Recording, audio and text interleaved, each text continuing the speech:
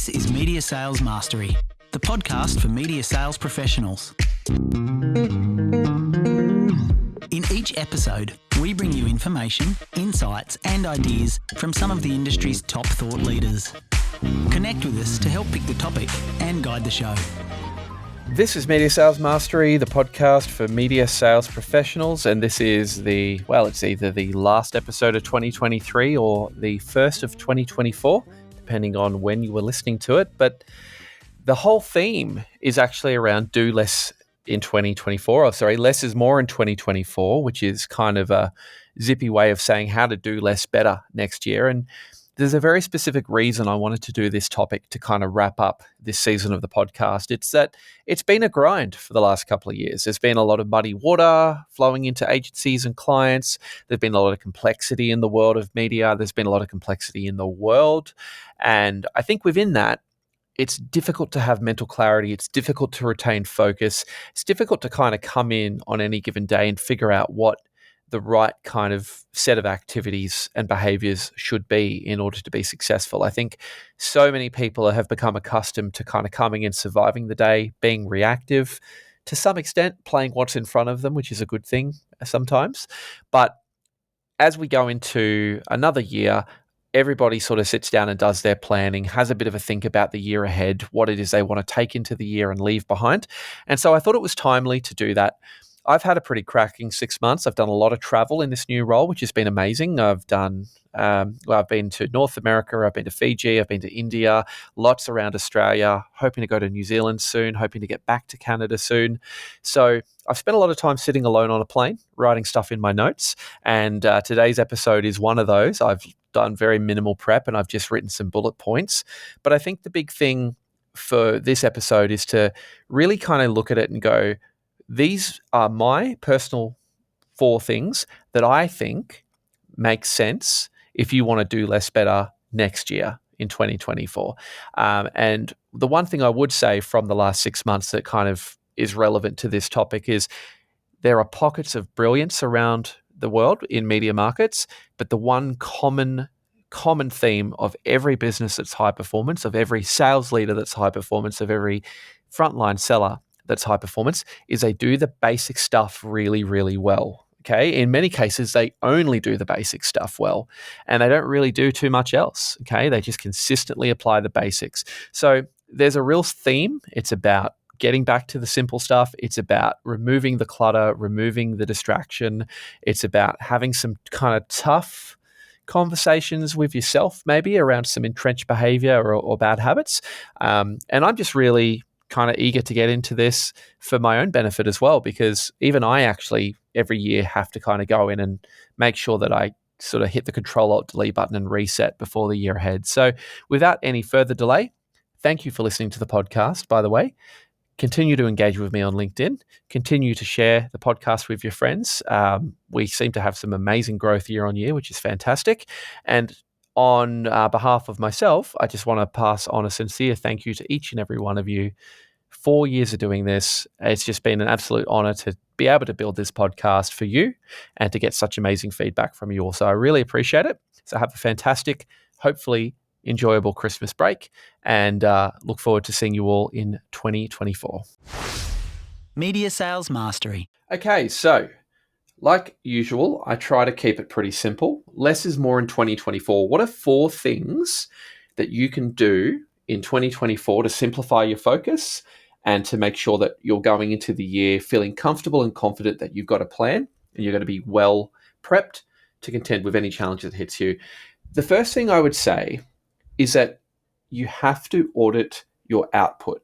Okay, that's number 1. Audit your output. What do I mean by audit your output? Well, I speak about this a lot, and I think I'm not alone in this opinion that the modern sales organization, particularly in media, is really not set up to be productive when it comes to selling and revenue generation. I think distractions are completely abound in media sales companies. I think there's always project groups. There's always different product and platform updates. There's always meetings that we have to jump into and hear about the new thing. There's a lot of distraction. And within that, what we find is that there's a lot of time that actually gets sucked out of a media sales professional's day. and a sales leader's day as well. I think sales leaders in particular probably get sucked into more of this stuff than anybody. And the difficult thing is you have to participate in some of it. Some of it you kind of go along willingly. And then there's kind of this gray area as to like, is this my job? Should I actually be doing this? Or can I push back on this? There's a difficult, balance to kind of find. But it all comes back to just audit what it is that you're actually outputting at the end of a given week. And what I mean by that is how much of your time are you spending in the pursuit of revenue generation? Okay, it's as simple as that. If there are 40 hours in a week that you're in the office or you're working, how much of that as a percentage is spent in revenue generating activities? It's very difficult for anyone to give a straight answer when they get that question, right? Even when I get that question, I find it difficult and have found it difficult in the past. Here's how you get an indication. You review your calendar. You go back and you look at your calendar over the last 6 or 7 weeks. Have a look at where you've been spending your time. What meetings have you been taking? What activities have you been saying yes to that weren't revenue generating meetings or weren't really sort of aligned to any sort of a strategy or any sort of a priority focus? Have a think back just from your own memory. You know, what does a normal week look like? What's the cadence of a normal week in your life? I think it's also very worthwhile to keep a record. Now, a lot of people say, I'm not just going to document everything I do in a day, Jamie. It's easier than you think to do that, right? The way you do it is you retroactively update your calendar. So at the end of a 1 hour meeting that you didn't plan to have, you just block that out in your calendar. So if it's 1 o'clock and you've just gotten out of a meeting that went for 1 hour, you go back and you update that 1 hour period as being in that meeting and you code what the content of that meeting was. Color code it if you want. This is another one that can be really handy.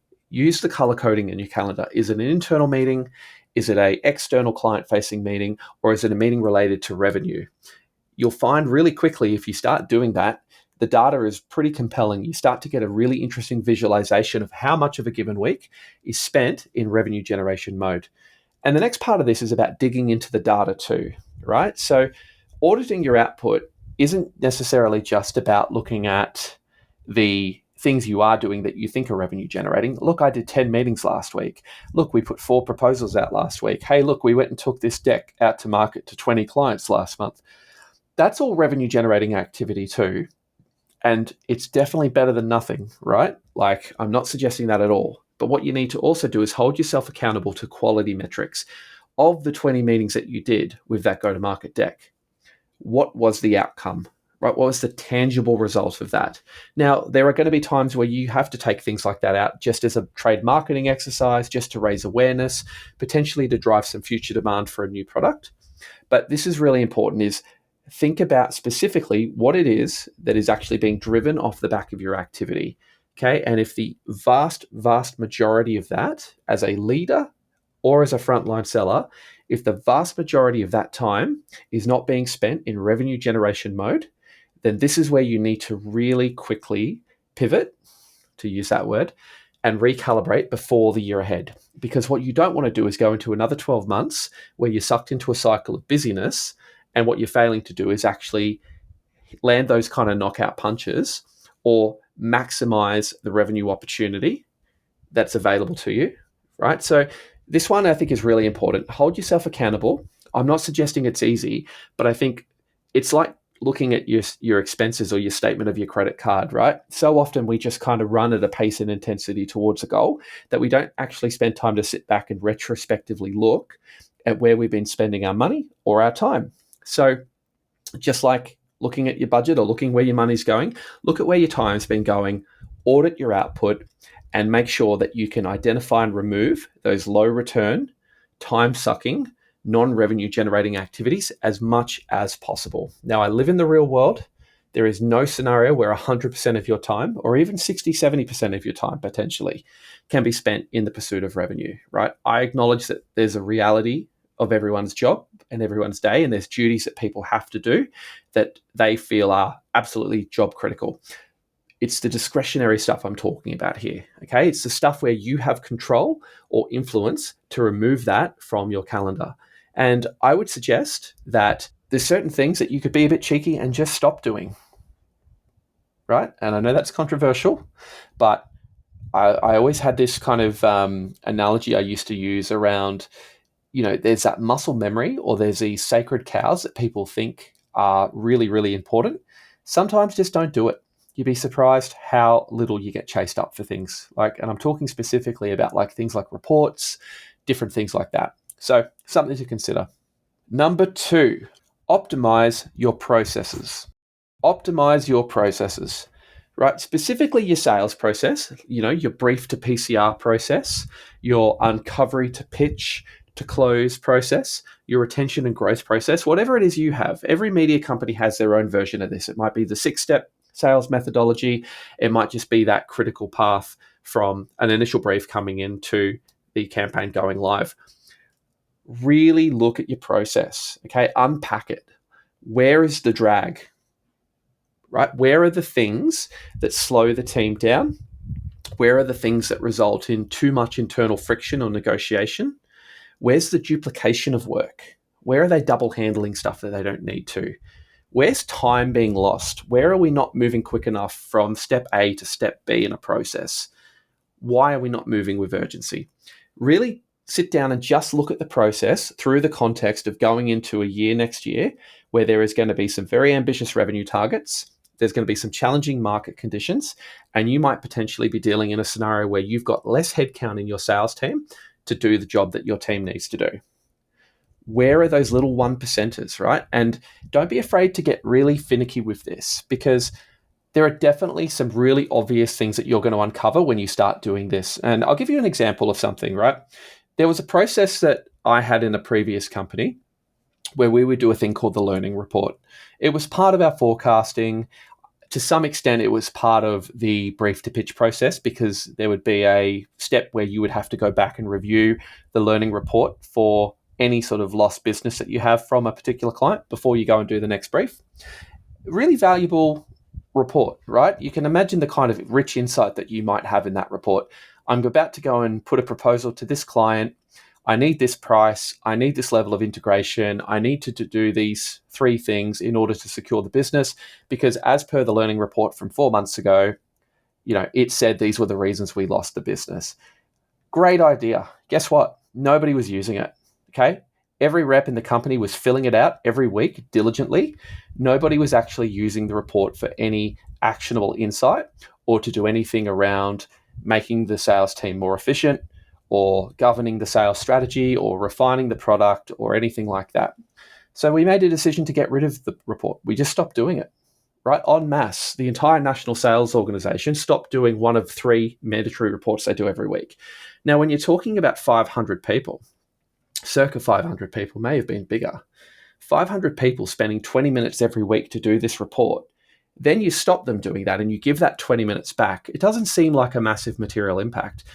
But when you actually extrapolate that out over a month, over a quarter, over a year, you can start to see how quickly that 20 minutes does accumulate into actually a pretty meaningful number of time that you've given back to your sales force. It's about finding those little incremental things that you can actually get rid of, you can remove, you can optimize. Where is that stupid kind of duplication of work happening? Where's the double handling? If a rep 9 times out of 10 is going to build a particular schedule on an Excel in this format, do they build it from scratch every time? Or is there a set template that's already pre-built for them? Do they have an air check, if you're in radio, do they have an air check of what a traffic sponsorship sounds like embedded into the 1-pager on the PowerPoint that they got to put in their proposal? Or do they have to go and pull it off the logger? These little things in your process, right? It's a sales enablement type of thing you need to think about. Or if you're a frontline seller, it's about what are the processes that I have and what are the things that I know are these kind of constant little niggles that come up in my process that take time, these little time thieves or these little finicky things. How can I identify and optimize those now before I go into next year? And as a leader, this is a big one. As a frontline seller too, when you're optimizing your process, think like a bit of a lazy person, right? And what I mean by that is, what jobs should live somewhere else? What jobs are your team doing that there are actually people in the business who are either accountable, responsible, or able to undertake those duties instead of your sales team, right? And I know that there's a lot of politics that comes into this. There's a bit of territorialism. Nobody likes the idea of you just dumping work. But think about it from the perspective of, if there is a team that are there to support your sales team, it's your responsibility to utilize that team to its absolute full potential.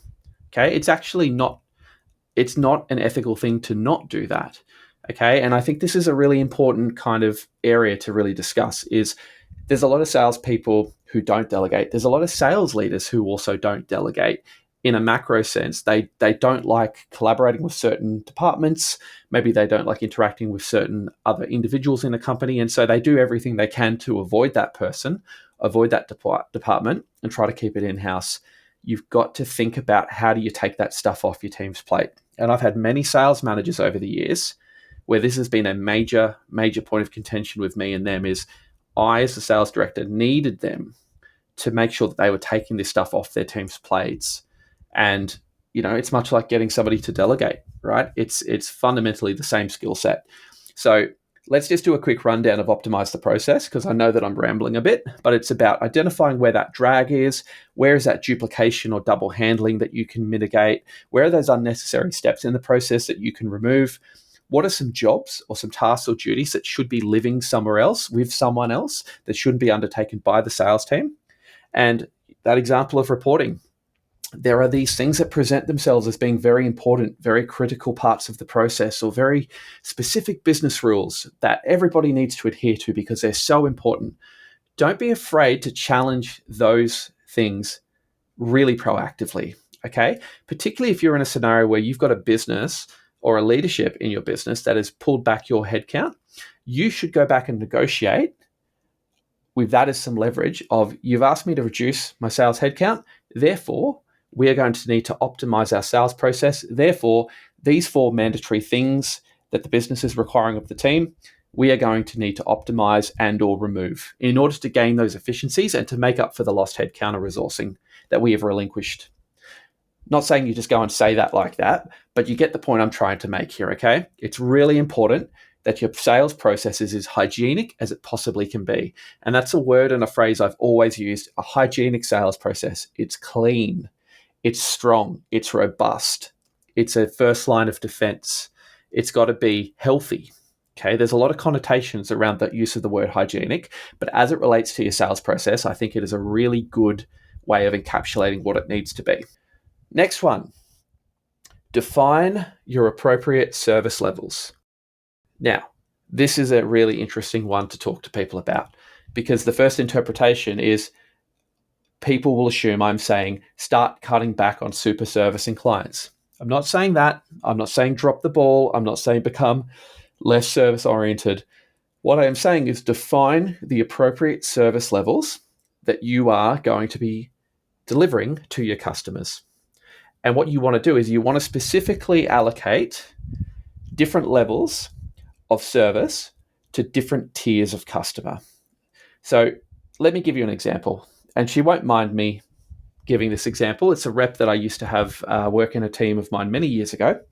I won't share her name. She'll probably know who she is if she hears this. She was a super service rep. The issue that she had, which she was very acutely aware of, she would super service the hell out of the smallest clients in her patch.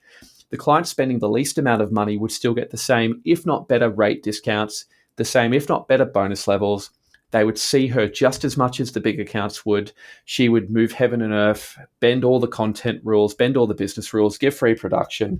She would basically treat a client spending $20,000 a year like they were a $2 million client. That's a really, really, really inefficient way to run a sales business. And to be honest, her clients probably didn't need that level of super service. Her clients would have still continued to transact at the same level without all of that stuff as well. So what defining your appropriate service levels is about setting a high standard, setting a competitive market standard, but being really, really realistic about the fact that you have finite time, people, and money, and you've got a certain amount of revenue that you need to generate. You've got a certain amount of time in any given week. You really need to think about what's necessary in terms of your service levels, and where possible, you need to pare stuff back. Okay, you need to do it with a high degree of emotional intelligence. You need to do it very gradually, but it needs to be a bit of a slow creep. But you really need to define what is an appropriate level of service for each of these clients. And where, in fairness, where Am I actually neglecting certain clients? Where am I spread so thin servicing 50 clients that I'm not actually tending to my top 10? So that's a big one. To some extent, it's kind of in the same vein of this whole idea of auditing your output, but defining appropriate service levels and defining what is a competitive service level as it pertains to each of your different tiers of customer, so important in going into next year. And this less is more in 2024 theme. I would actually say less of the kind of fluffy stuff and more about just the brilliant basics.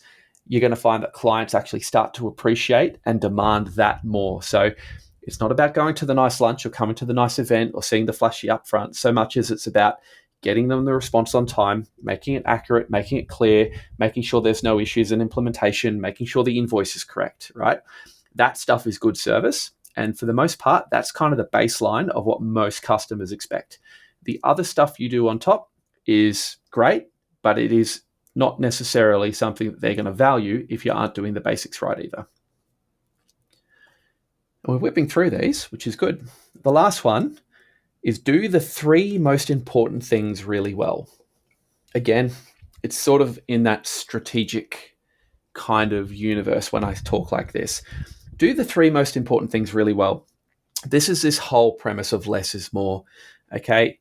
How do you run a good sales team? How do you become a market-leading sales team? How do you write money with less resource in a tighter market with a strong competitive set, and you're in a situation where you're spending 50-60% of your week working on non-revenue related activities? This is how you get clarity around what's really important. You identify the 3 things that move the dial the most. And I get a lot of pushback when I start saying this because people go, Jamie, the world is not that simple. I've got 13 products to sell. They all have individual budgets. You need to be more practical than this. I'll give you an analogy that I think is the perfect way to sum this up. If I said to you, what are the 3 most important things that you can do to get yourself healthy? You're going to know exactly what you need to do. You're going to sleep 7 to 8 hours a night. You're going to eat 80% of the time. You're going to eat whole, fresh, nutrient-dense foods. You're going to eat to the 80-20 rule. And you're going to exercise 3 to 5 times a week for 30 minutes. So that's not that hard, right? And we're talking about the human body, which is probably one of the most complex things on the planet. You can still distill it down to the 3 most important things and doing those 3 things really well. The same can be said about your sales activities in 2024, right? The best teams do the ordinary things the best. So the 3 things I would be putting down would be something like this. We are going to do the brilliant basics better than anybody else. That means we are going to nail our brief to pitch workflow, our response times, our email etiquette, all of the things that come with just the basic fundamentals. We're going to do that better than anyone else in the market. We are going to run a clear, consistent quarterly tactic every 3 months. We're going to go out to market every 3 months with one simple message. We're going to take it proactively out to all of our customers, and we're going to ensure that we have a meaningful tactic that we're going to engage with the entire market once every 3 months. And then the other thing is, we're going to have the best proposals. We're going to have the best response to brief in market. You can get a bit more specific. You can get more complexity that sits behind it. But if you go the brilliant basics, a strong quarterly push to market, and the best proposals, it's very simple to then ladder up. Well, what are the specific activities? What are the specific processes? What are the specific behaviors that we have to put behind those 3 things? And the question would be, if you're not doing something that ladders up to those 3 things in 2024, I'd really question why you're doing it, okay? So these are the types of things that I think are going to give frontline sellers a bit of an edge next year. And to run these down again, and to give you a massive caveat, I wrote this on a flight back to Brisbane in my phone, and I'm just recording this one on the fly tonight. So apologies, this isn't to my usual semi C+, B- kind of standard for prep.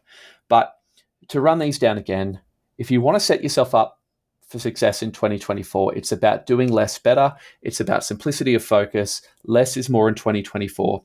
Audit your output. Make sure that you know where you're spending your time, and make sure that if you are spending it on the wrong stuff, you correct it. Simple as that. Keep yourself accountable to where you spend your time, just like you keep yourself accountable to where you spend your money. Number 2, optimize your processes.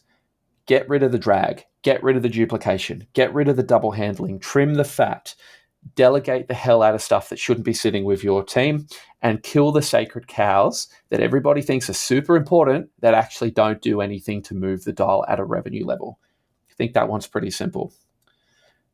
Next one, define your appropriate service levels. Identify where you are over-servicing clients and identify where you are under-servicing clients, and set some consistent standards based on the individual customer profiles that you are serving. Identify where you need to really put the focus and the energy as opposed to where you just need to do the basics really well, okay?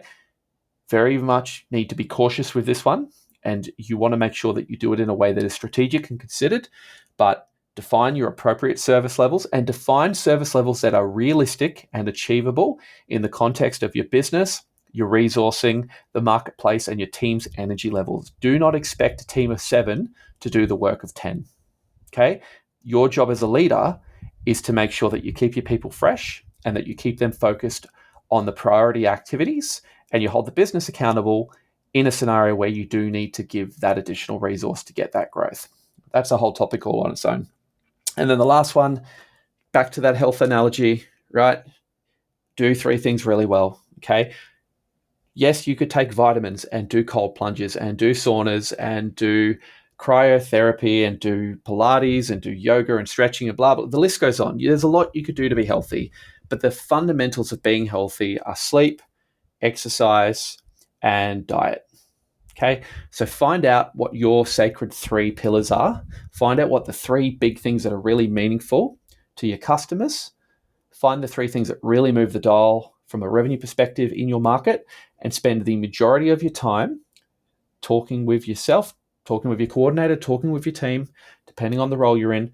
Spend the majority of your time focused on those core pillars. If you do those things, my strong conviction is that you're going to have a hell of a lot less anxiety, a hell of a lot more clarity, a hell of a lot better time, and you're going to feel in control of what you actually can influence. Because so much of this job, so much of this industry is about mindset, and it's about controlling what you can and choosing how you respond to certain situations that are beyond your control. So less is more in 2024, guys. The one other thing I would really ask you to do is just continue to listen to the pod, share it with your friends, send me the questions as you have, engage with me on LinkedIn, and I promise from my end that I'm just going to continue to be putting together the best podcast I possibly can for you guys. I just thank you very much for listening. So have an amazing year, and I look forward to reconnecting with you sometime around mid to late January when the first episode of the next season kicks off.